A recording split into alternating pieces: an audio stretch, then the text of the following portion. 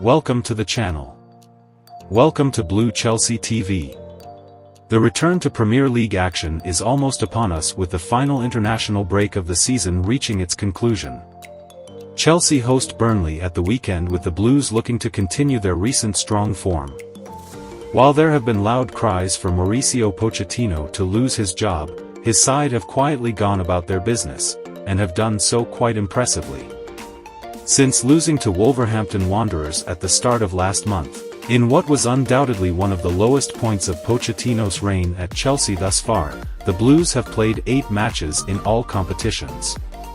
From those previous 8 games, Chelsea have lost just once, and that was after extra time in the Carabao Cup final loss to Liverpool. Take a moment to like the video if you are enjoying the content. Subscribe to the channel if you are new here. In that time, they have picked up 5 victories, with 3 of them coming at Stamford Bridge and 2 away from home. They also picked up an impressive point away at champions Manchester City. Either way, it is more than safe to say that Chelsea have not assured their supporters that they are a team that is on the up. For Pochettino, his debut season with the club was all about making progress. Making a cup final was definitely a sign of that, but the manner in which they lost to a highly depleted and inexperienced Liverpool team left a sour taste in mouths. But they are 1 game away from another domestic cup final, albeit against the might of Man City next month. Finishing the season strongly is imperative for Pochettino, whose position is expected to be assessed in the summer. That is key, but there are a number of other things that need addressing in order to make the time between now and the end of the campaign as useful as possible. Silva replacement identified.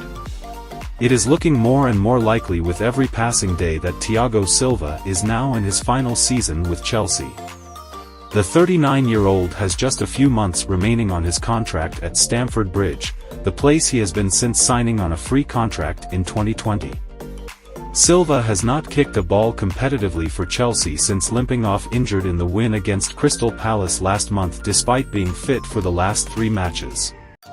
Chelsea have been scouring the market for a while now as they look towards life post-Silva, with the likes of Osimhen, Marc Guéhi, and Jean-Claire Todibo all names that have been mentioned. What next for Jackson? Nicholas Jackson has scored 11 goals, in all competitions, in his debut season for Chelsea. As well as this, the 22-year-old striker has contributed with 4 assists in this time, meaning he has 15 direct goal contributions in his first campaign for the Blues. It is a more than impressive record considering the circumstances. He is 22, adapting to one of the toughest leagues, a new country, playing in a team that is not exactly firing on all cylinders, and much more. But despite this, the Blues are looking at signing a striker when the summer transfer window opens. A striker they believe is world-class, or has the potential to be so in the future. So where does that leave Jackson? Despite missing a number of golden opportunities this season, which in this age of social media and online coverage paints him out to be a bad player, even though he has proven he is far from that, Jackson has done more than enough to prove he deserves a second season in the first team. Signing a new centre-forward, however needed it is, may well block the Senegal international's development path. Gallagher contract sorted. Another situation Chelsea need to sort, one way or the other. Conor Gallagher will have 12 months left to run on his contract at the club when June rolls around. The Blues simply have to sort his future out this summer, there is no getting around that. Gallagher, while rated extremely highly by Pochettino and his backroom staff, is seen as expendable. Because of the ever-growing prominence of the Premier League's profitability and sustainability rules, PSR, an academy player like Gallagher is more valuable than ever. If the 24-year-old midfielder, who joined Chelsea at the age of just 8, was sold, then the fee the club receive for him would account for pure profit. Some of the Chelsea board believe selling Gallagher makes the most sense for the club given the current climate. Pochettino, though, is a big fan of Gallagher. You can see that much when he speaks about him.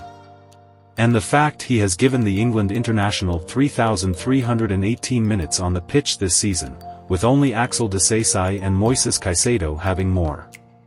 Mudryk given actual run. With the form of Raheem Sterling and his confidence seemingly at an all-time low, is there a better chance for Pochettino to give Mykhailo Mudryk a run in the team?